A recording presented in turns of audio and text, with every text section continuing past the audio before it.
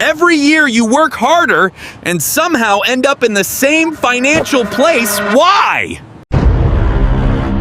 Ever stare at your bank account and dream about what an extra $1,000 each month could mean for your life? But year after year, that number stays frozen in place.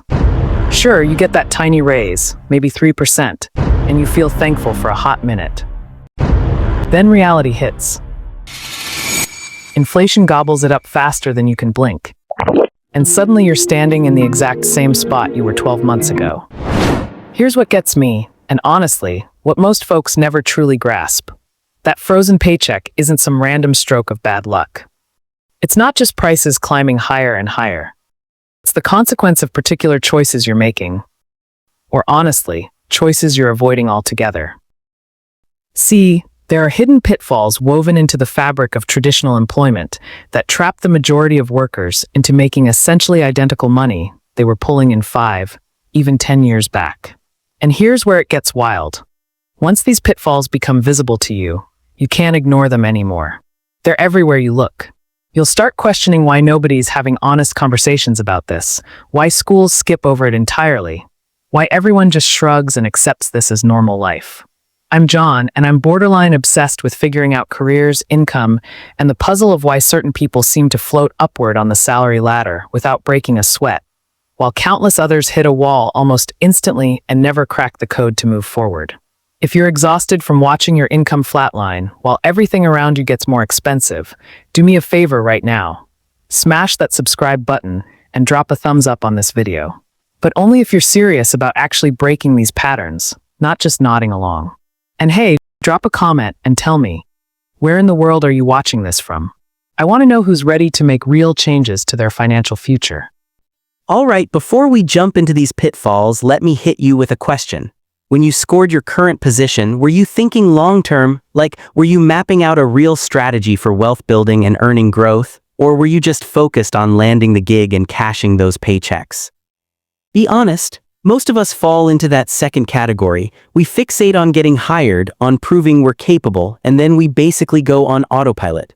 We clock in, handle our tasks, and operate under this assumption that being loyal and competent will naturally translate to bigger paychecks down the road. That right there, that's already one of the biggest pitfalls. This sounds brutal, but it's just how business operates. Your workplace isn't your buddy. Don't get me wrong, I'm not claiming all bosses are villains or that genuine leadership doesn't exist. But when push comes to shove, the organization's priority is paying you the absolute minimum while squeezing maximum output from your effort. That's literally just how the system works. They'll use language like "we're a family here and we value you and there's tons of room for advancement." Some of that might actually be sincere, but all of those nice sentiments take a backseat to profit margins. When a business can keep you at your existing salary and you're still delivering results, they have literally zero financial motivation to increase your compensation. None whatsoever. You're already profitable at your current rate. Bumping your pay actually hurts their bottom line, which means it's simply not happening unless you force the issue.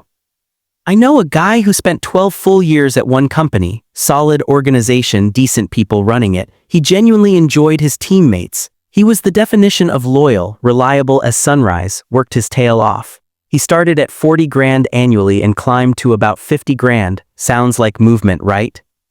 Do the quick calculation. 12 years for $10,000 comes out to roughly 2% yearly growth. That doesn't even match inflation rates. He would have been financially ahead if he jumped ship after 5 years, but he believed loyalty would pay dividends. The reality? The company was simply exploiting his unwillingness to walk away. The error people commit is sitting around waiting for their employer to suddenly recognize their worth and reward them appropriately. That's a fantasy. Organizations recognize value through your alternative options, not through your dedication. Look, I'm not suggesting you bounce around annually like you're playing some corporate game of musical chairs. That's not viable long-term either, but there's an optimal window and most people completely miss it. The research backs this up clearly. You develop expertise and value, absolutely, but somewhere around the 3 to 5 year mark, your internal salary growth hits a ceiling. The company already locked in your starting rate, and they're probably tossing you minimal raises just slightly above inflation because that's what keeps you from leaving. But here's the kicker. A few years back, if you took those identical skills to a different employer, you could easily score a 30% increase just by changing companies. In the current landscape, that advantage has narrowed, meaning you need to be way more calculated. You can't just hop randomly anymore. You need to target particular high-value positions to capture that 20% premium. Otherwise, you're just swapping one mediocre raise for another. The new employer is purchasing experience. They're not investing time training you on fundamentals. They're not allocating resources to extensive onboarding. You arrive and immediately contribute value. That's worth premium dollars to them. So the individual who stays put for a decade collecting 3% annual bumps winds up making substantially less than someone who relocates every 4 or 5 years and negotiates aggressively at each stop. Think about the mathematics for a second. 10 years of 3% raises barely elevates you beyond your starting point when you factor in inflation. But 4 strategic moves during that identical time frame, each securing a 20% jump, that places you in an entirely different income tier. It feels backwards, but it's pure math. Staying comfortable is financially expensive. This one genuinely frustrates me because it's incredibly simple to fix. The vast majority of workers have absolutely zero clue what someone in their position with their background should realistically be earning in today's market.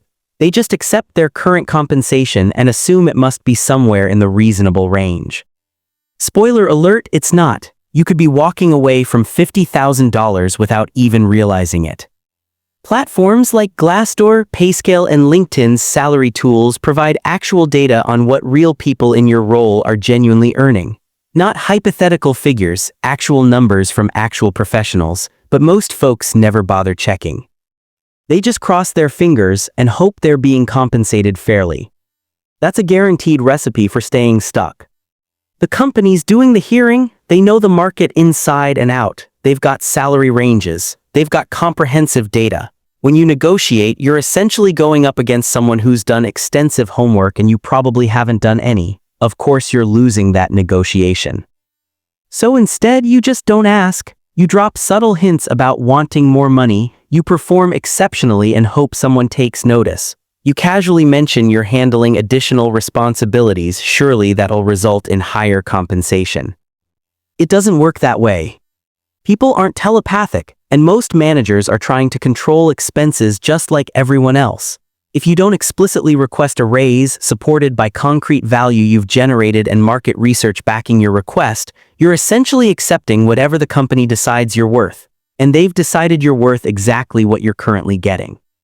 Requesting more compensation isn't ungrateful behavior. You're not begging for handouts. You're negotiating employment terms based on your value and current market realities. That's what every successful professional does.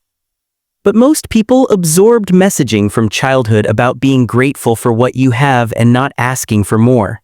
That conditioning costs them hundreds of thousands throughout their lifetime. People remain in positions they despise at organizations that don't appreciate them, in entire industries misaligned with their talents because they think any risk is financially reckless. But here's reality: staying put is also risky. You're risking your skills becoming outdated. You're risking missing superior opportunities. You're risking waking up at 50 and realizing you spent 30 years somewhere that never truly valued you and only marginally compensated you. Meanwhile, the person who took the chance to switch companies, to acquire new capabilities, to negotiate harder, to perhaps pursue additional education for better paying work, they're significantly ahead financially. Yes, changing jobs involves friction. There's awkwardness learning unfamiliar systems, meeting new colleagues, proving yourself again. But the price of not changing is actually far higher than most people recognize. 5 years of stagnant compensation is dramatically more expensive than a few months of transition discomfort. And most people adapt to new positions much faster than they anticipate. Within 3 to 6 months, they're productive and comfortable, but that salary increase kicks in immediately. All right, so you finally score an interview elsewhere. They extend an offer. The number exceeds your current earnings. You're thrilled, you accept on the spot. Congratulations, you just left money on the table. Job offers are negotiations. Everything about an offer is negotiable. Not just base salary, but signing bonuses, equity, remote arrangements, vacation time, start dates, job titles, all of it. When an organization extends an offer, they've already allocated a budget for that position. That budget is typically higher than the initial figure they present. They're testing whether you'll accept without pushback. Most people do, which means most people start their new role already underpaid. Those uncomfortable few minutes of counteroffering are worth thousands of dollars, but people avoid it because they're terrified of torpedoing the deal. In most situations, you won't. Companies that retract offers because you attempted to negotiate are companies you don't want anyway.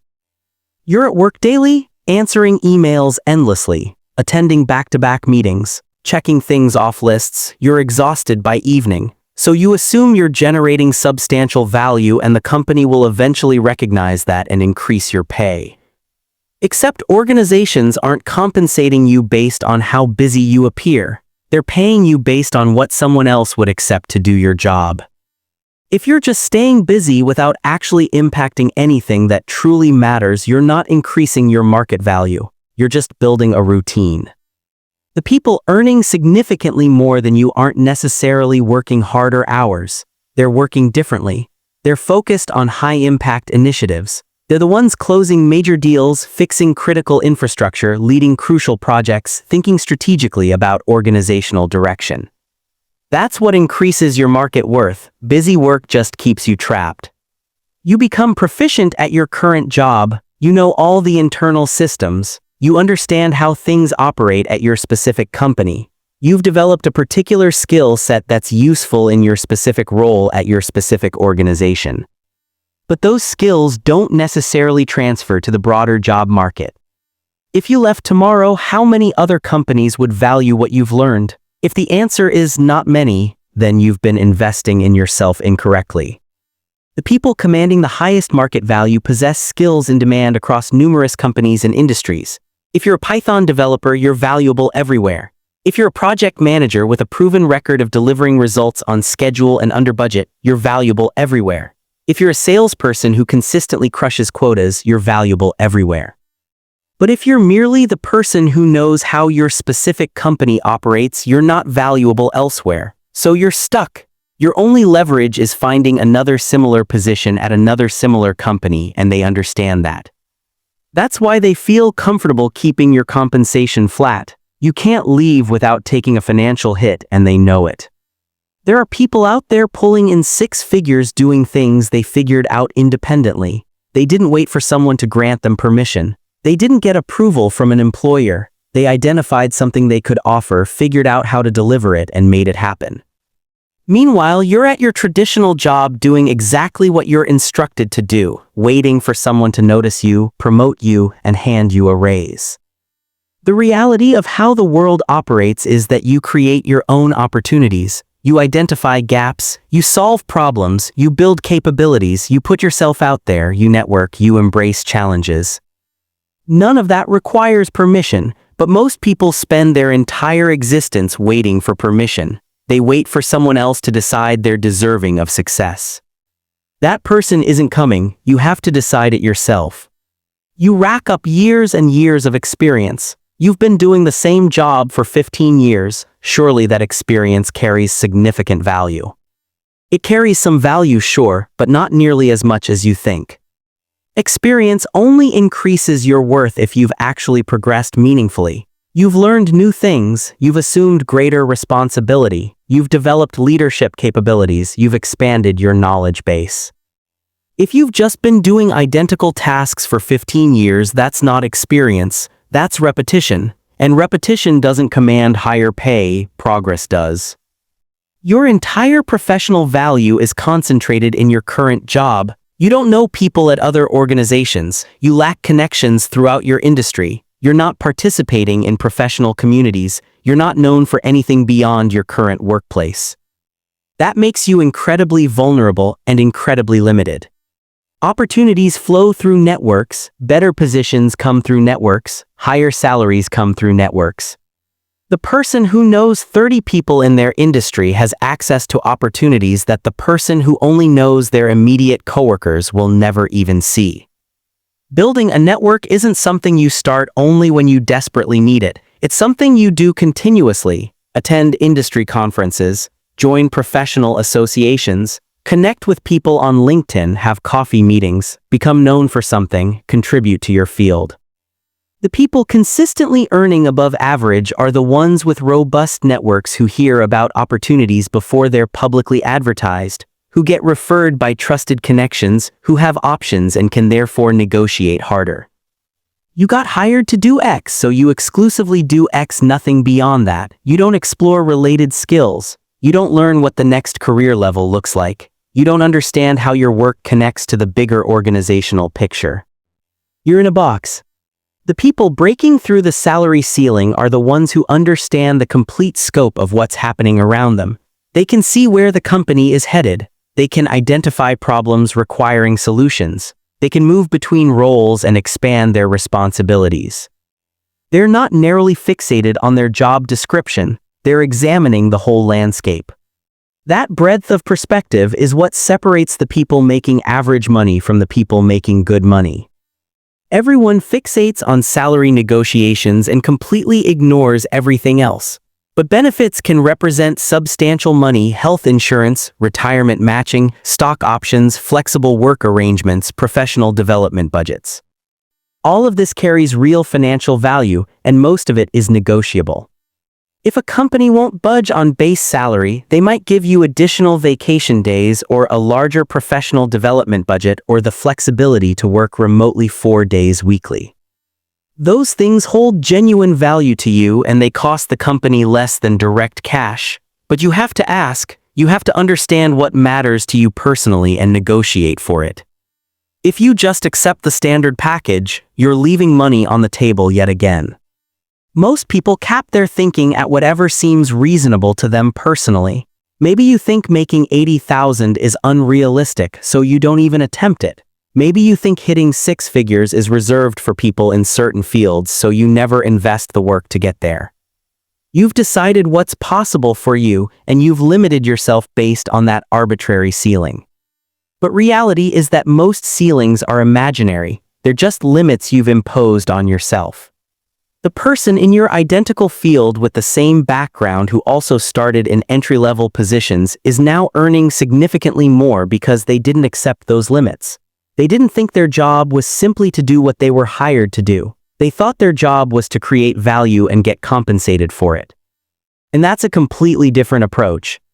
The opportunities exist. The money is out there. The better positions are available. The career trajectories you haven't even considered are possible. You just have to be willing to pursue them instead of waiting for them to come to you. Most people won't. Most people will watch this and nod along and think, yeah, that tracks. And then tomorrow they'll return to doing exactly what they've always done. So there you have it, 14 pitfalls that trap most people in the traditional employment salary stagnation cycle. None of these traps are actually that complicated to escape. None require special connections or insider knowledge or any kind of unfair advantage. They just require you to stop thinking like an employee who's grateful to have a job and start thinking like a professional who understands their market value and is actively building it. You can stay comfortable. You can keep collecting your 3% annual raises and wondering why you never seem to get ahead. Or you can start escaping these traps one by one and actually build the career and the income that matches your abilities. The choice is genuinely up to you. But I guarantee that in 5 years, the person who took the risk and made the moves will be in a completely different financial position than the person who stayed put and kept hopping things would improve on their own. They won't, you have to make them better.